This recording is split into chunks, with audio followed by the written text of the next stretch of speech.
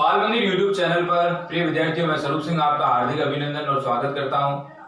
व्यवसाय अध्ययन के अध्याय 5 के अंदर जो नेतृत्व के अध्याय को हम लगातार पढ़ते आ रहे हैं, उसमें नेतृत्व परिचय को मैंने पढ़ाया। नेतृत्व परिचय में विभिन्न प्रकार के प्रबंध शास्त्रियों द्वारा दी गई परिभाषा को समझाया। उसके पश्चात नेतृत्व के मैंने बात की, नेतृत्व की विशेषताओं की। नेतृत्व विशेषताओं के अंदर मैंने नेतृत्व विशेषताओं को परिभाषा से ही उसके बिंदु समझाए और उसकी मैंने व्याख्या की।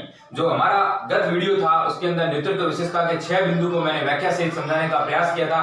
उसके अंदर मैंने एक नेतृत्व के अंदर जो एक व्यक्तिगत गुण होते हैं, किसी को मार्गदर्शित करने के लिए, किसी को प्रेरित करने के लिए, लक्ष्यों की प्राप्ति हेतु व्यक्तिगत गुणों के बारे में बात की, अनुयायियों के बारे में बात की, प्रभावित करने की कला और अनुयायियों का आचरण, गतिशील प्रक्रिया, इन तमाम प्रकार के बिंदुओं को मैंने समझाने का आपके सामने प्रयास किया था। जहां तक कि मैं समझता हूं कि आपने इन बिंदुओं को अपनी कॉपी में लिख लिया होगा और समझ गए होंगे। आज जो कुछ बिंदु जो रह गए थे, 4 बिंदु, उनको मैं समझा रहा हूं। विद्यार्थियों, मैं खंडों में वीडियो इसलिए बना रहा हूं ताकि आप पर इतना ज्यादा लोड नहीं पड़े और आप हर बिंदु को आराम से समझकर अपनी कॉपी में लिख सकें। इस लॉकडाउन की स्थिति में इसका भरपूर फायदा उठा सके घर बैठे। विद्यार्थियों की शॉर्ट नोट्स है, मैं अपने भाषा में, अपने शब्दों में मैं कहीं इसे लिखकर आपके सामने पेश करने का प्रयास करता हूं ताकि आपको ये समझ में आ जाए। बाकी चीजें किताबों में भी लिखी हुई है, मगर मैं अपने शब्दों में पेश करता हूं ताकि आपको आराम से ही समझ में आ जाए। तो हमारा जो आज 7वां बिंदु है, हितों की एकता। अब विद्यार्थियों, शब्दों से आप जानने का प्रयास करें कि हितों की एकता। हित जो सबके समान होने चाहिए, जो हित यानी कि मुझे मेरे फायदे हो या फिर एक नेता के फायदे हो, एक संस्था के अंदर एक प्रबंधक के फायदे हो या फिर अनुयायी जो उसके नीचे, नेता के नीचे कार्य करते हैं, उनके हित हमेशा समान होने चाहिए। अगर हित समान नहीं है, उनको सबको परस्पर फायदा, आपस में एक दूसरे को समान परस्पर फायदा नहीं है, तो कहीं न कहीं एक सफल नेतृत्व तो नहीं हो पाएगा और वो संस्था अपने पायदान से नीचे गिर जाएगी। तो हितों की एकता, हितों में मजबूती होनी चाहिए, एकता होनी चाहिए, सबका कार्य और सबके अधिकार बराबर होने चाहिए, समान रूप से कार्य होने चाहिए। नेतृत्व करने वाला नेता अपने अनुयायियों और अपने में कोई भेदभाव की भावना नहीं रखे और सब में हित बराबर होने चाहिए। अगर जहां हित की एकता नहीं होती है, वहां सफल नेतृत्व नहीं हो पाता है और वो नेतृत्व के बिना एक संस्था नीचे गिर जाती है। यही सब यहाँ समझाने का प्रयास किया है। इसके अंदर जॉर्ज आर टेरी करके एक प्रबंध शास्त्री हुए जिन्होंने एक अपना कोटेशन दिया है। मैं विद्यार्थियों अक्सर इस पर फोकस करवाता हूं कि आप कोटेशनों को ध्यान रखते रहें, कौन सा प्रबंध शास्त्री कहाँ क्या कह रहा है। जब आप बिंदु को व्याख्या सही समझाओ तो उस कोटेशन को आप प्रदर्शित करने का प्रयास करें। आगे की ओर चलते हैं। हितों की एकता से तात्पर्य नेता एवं अनुयायियों के हित कैसे होने चाहिए। मैंने आपको पहले ही समझा दिया कि एक समान होने चाहिए, उसमें भेदभाव की भावना नहीं होनी चाहिए। अगर हित अलग होते हैं तो वहां नेतृत्व का कोई भी प्रभाव उचित नहीं हो पाता है। मेरा हित अलग है कि मैं कार्य कर रहा हूं और मैं इस कार्य के अनुसार मैं इतना अपना हित प्रॉफिट गेन करूं और अपने कर्मचारियों को उस प्रॉफिट के अनुसार उसके अंदर शेयर करूं ही नहीं, तो ये हितों में एक विडंबना आ जाती है और उनके अंदर एक भेदभाव की भावना आ जाती है और वहां सफल नेतृत्व नहीं हो पाता है। गौर करें, अगर हित अलग होते हैं तो वहां नेतृत्व का कोई भी प्रभाव उचित नहीं रहेगा। अतः नेता और अनुयायियों का हित एक समान होना चाहिए। इस तमाम बातों के लिए जॉर्ज आर टेरी करके एक प्रबंध शास्त्री हुए जिन्होंने बताया, क्या बोले, नेतृत्व पारस्परिक उद्देश्यों की प्राप्ति हेतु व्यक्तियों को स्व इच्छा से उन्हें क्या करना है, प्रयास करने के लिए प्रेरणा देना। पारस्परिक उद्देश्य, उद्देश्य परस्पर है, एक दूसरे से जो मिलते हो, परस्पर का तात्पर्य है जो एक दूसरे से मिलते हो, एक दूसरे से समकालीन हो। गौर करें विद्यार्थी, नेतृत्व पारस्परिक उद्देश्यों की प्राप्ति, जो एक दूसरे के साथ मिलते हो और उन उद्देश्यों को निश्चित उद्देश्य हो, उद्देश्यों की पूर्ति हेतु व्यक्तियों को स्व ऐच्छिक से उन्हें प्रयास करने के लिए उन्हें प्रेरणा देना। एक व्यक्ति जो उद्देश्य प्राप्त कर रहा है या एक नेता अनुयायियों को उस प्रकार के उद्देश्य बता रहा है कि जो उद्देश्यों के अंदर कोई भी विषम परिस्थिति नहीं हो और उनमें कोई भेदभाव नहीं हो, वो उद्देश्य एक निर्धारित उद्देश्य हो जो समान रूप से हो, परस्पर हो। उन उद्देश्यों की प्राप्ति हेतु व्यक्तियों को स्वेच्छा से उस प्रकार से उन्हें प्रेरित करना ताकि वो ऐसे प्रयास करके उन उद्देश्यों को प्राप्त कर सके। इस प्रकार जॉर्ज आर टेरी करके प्रबंध शास्त्री हुए जिन्होंने हितों की एकता में ये बात कही। आगे की ओर चलते हैं। 8वां बिंदु हमारा, नेतृत्व क्षमता विकसित एवं प्राप्त की जा सकती है। इससे हमारा क्या तात्पर्य। प्रश्न ये आ सकता है कि नेतृत्व क्षमता विकसित की जा सकती है या फिर प्राप्त की जा सकती है, समझाइए अपने शब्दों में। तो आप लिख सकते हैं नेतृत्व क्षमता विकसित की जा सकती है और प्राप्त की जा सकती है। इससे क्या तात्पर्य, तो कहीं ना कहीं इसमें ये एक मुद्दा उठा कि नेता हमेशा पैदा होता है, उसके अंदर कोई क्षमता बाद में विकसित नहीं की जा सकती है। इस कारण ये एक शब्द लाया गया और इसके अंदर रॉस एंड हेनरी करके परमाशास्त्री उन्होंने भी अपना एक कोटेशन दिया।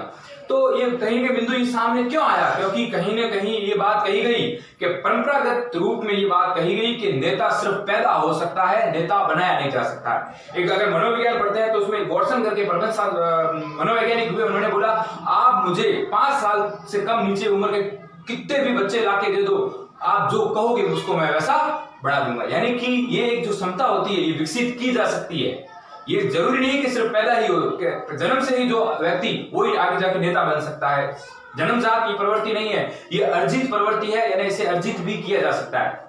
इस सबसे ये तात्पर्य है कि नेतृत्व क्षमता विकसित प्राप्त की जा सकती है। इसका मतलब है कि पहले के युग या परंपरागत युग से एक किंवदंती चली आ रही है कि नेता सिर्फ पैदा ही हो सकता है, वो जन्मजात प्रणाली ही उसके अंदर ऐसी होती है, उसके अंदर ऐसी ही इच्छा है, ऐसी ही भावना होती है कि वो अपने आप नेता ही आगे जाकर बनेगा। मगर ये बात गलत है। आज के युग में यह भी कहा जा सकता है कि नेता विकसित किए जा सकते हैं, नेता के अंदर वो क्षमता भरी जा सकती है। एक इंसान जब पैदा होता है और वो किस दृष्टि की ओर चलता है और कहीं ना कहीं वो नेता वो के साथ रह रहकर अपने आप को नेता प्रदर्शित कर सकता है। यानी जिस प्रकार अपन देखें कि हमारे देश के प्रधानमंत्री नरेंद्र मोदी वो पहले चाय बेचते थे और धीरे धीरे वो नेताओं के संपर्क में आए और धीरे धीरे उनके अंदर वो क्षमता विकसित होती गई और वो विकसित होकर आज देश के प्रधानमंत्री बन गए। वो पहले मुख्यमंत्री भी रहे गुजरात की। तो ये जो धीरे धीरे जो प्रणाली होती है ये अपने आप में अर्जित की जा सकती है, लोगों के साथ रहकर उनके व्यवहार को अर्जन कर।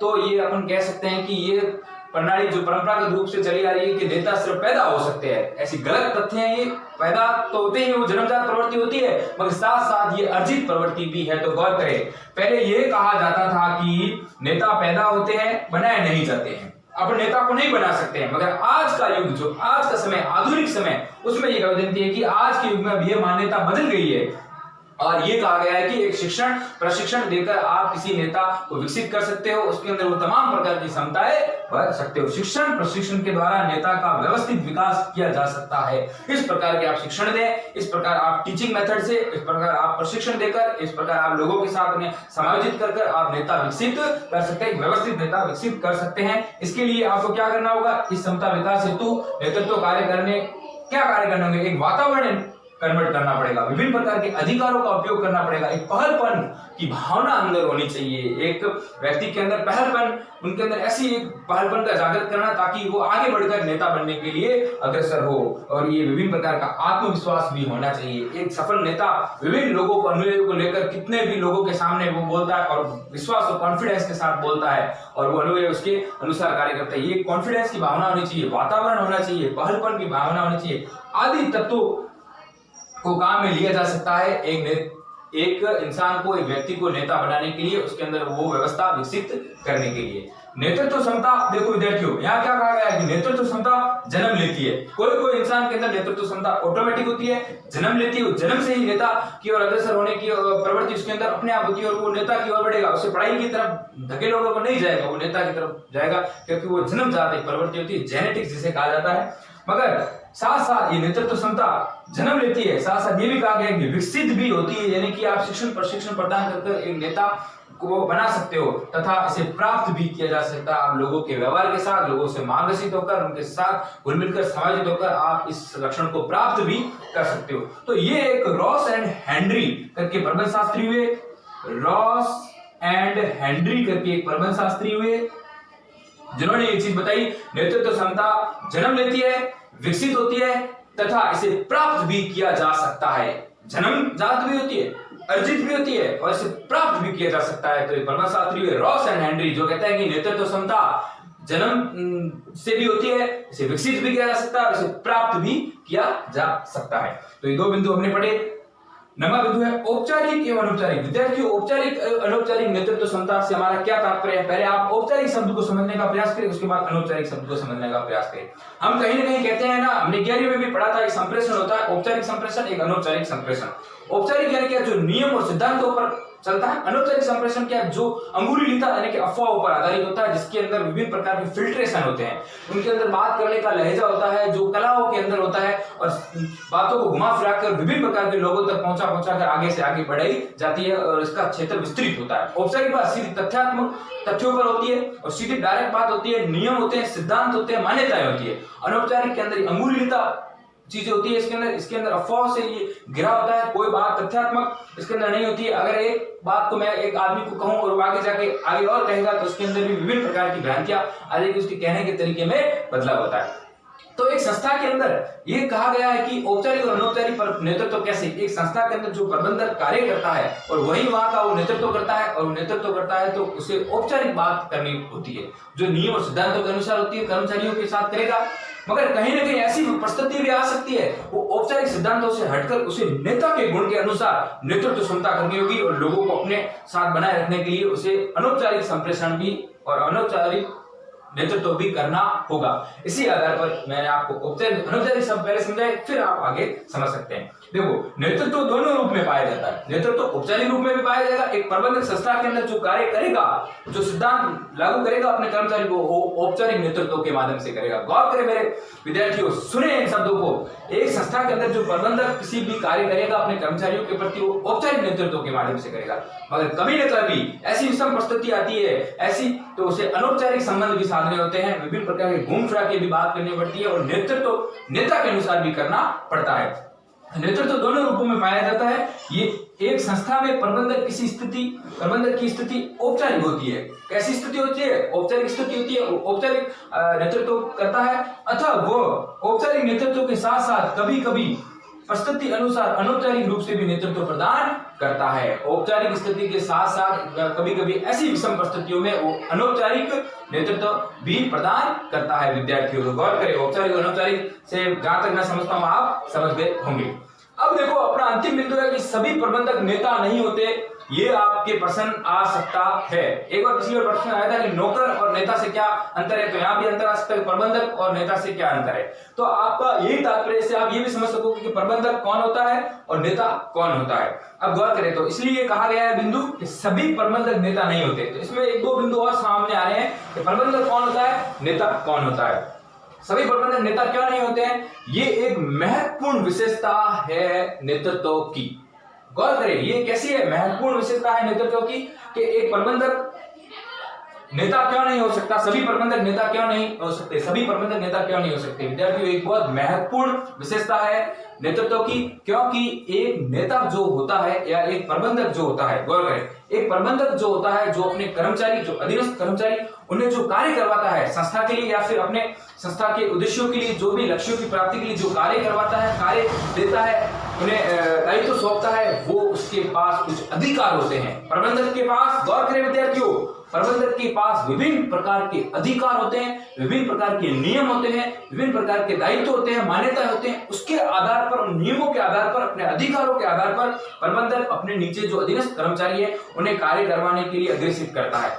मगर एक नेता जो होता है वो लक्ष्यों की प्राप्ति के लिए किसी पर दबाव नहीं डालता है, वो उन्हें सिर्फ मार्गदर्शित करता है, अपने प्रभावित कला के माध्यम से वो मार्गदर्शित करता है, निर्देशित करता है, और उस मार्गदर्शन और निर्देशन से विभिन्न प्रकार के कर्मचारी अपनी स्व इच्छा से लक्ष्यों की प्राप्ति हेतु आगे बढ़ते हैं। इन शब्दों को सुने और आप ऐसे लिख सकते हैं कि एक प्रबंधक होता है संस्था के अंदर, वो अपने कर्मचारियों को कार्य अपने अधिकारों, अपनी मान्यता और नियमों के आधार से करवाता है लक्ष्य प्राप्ति के लिए। मगर एक जो नेता होता है वो अपने कर्मचारियों को लक्ष्यों की प्राप्ति हेतु मार्गदर्शित करता है, प्रयास के लिए वो प्रभावित करता है, और कर्मचारी अपनी स्व इच्छा से लक्ष्यों को प्राप्ति के लिए आगे बढ़ते हैं। तो अतः ये कहा गया है कि एक प्रबंध और नेतृत्व में भी अंतर है। अगर प्रबंध में अंतर है तो प्रबंधक और नेता में भी अंतर है, नेतृत्व से नेता और प्रबंध से प्रबंधक। गौर करें, अब हम इसको सरल शब्दों में समझने का प्रयास करेंगे।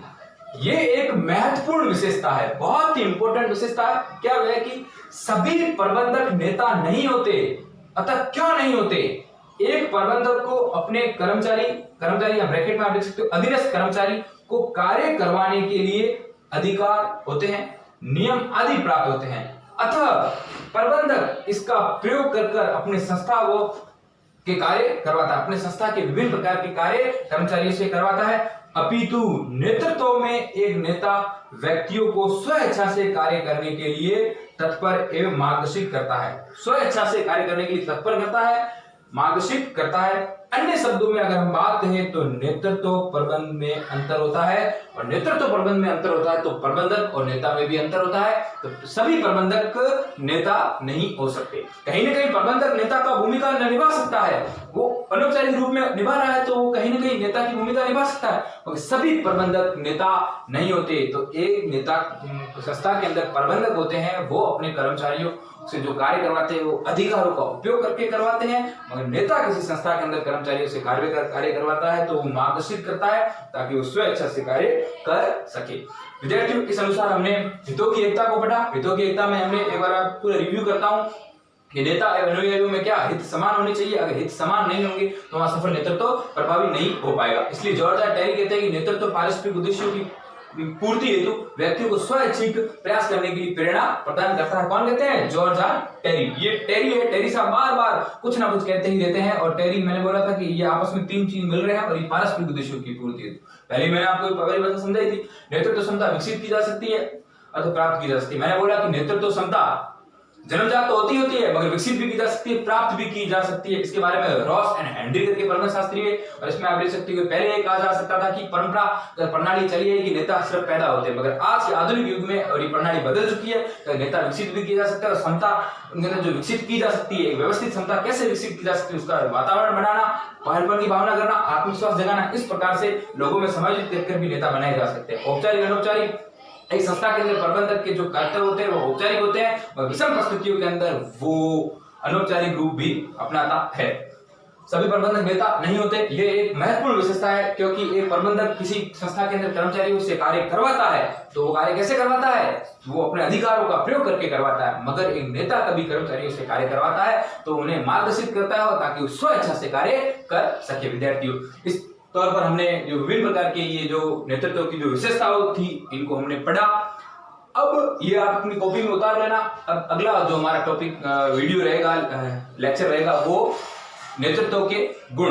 विभिन्न प्रकार के प्रबंध शास्त्रियों ने अलग अलग नेतृत्व के गुण दिए। नेतृत्व के गुणों के अंदर अगर हम बात करें तो आप कह सकते हो मिलनसार व्यक्ति होता है, दूरदृष्टि व्यक्ति होता है, आगे की सोचता है, भविष्य उन्मुखी होता है। मगर उसके अंदर क्या हुआ, विभिन्न प्रकार के प्रबंध शास्त्रियों ने अलग अलग जो विचार दिए उन्हें हम महत्वपूर्णता देकर याद करेंगे कि अगर प्रश्न आते स्टॉकडेल के अनुसार नेतृत्व के गुण बताओ, ऑर्डर के अनुसार नेतृत्व के गुण बताओ, उनको हम ट्रिक से याद करेंगे कि वास्तव में स्टॉकडेल ने क्या बोला नेतृत्व के गुण। तो इस प्रकार हम करेंगे।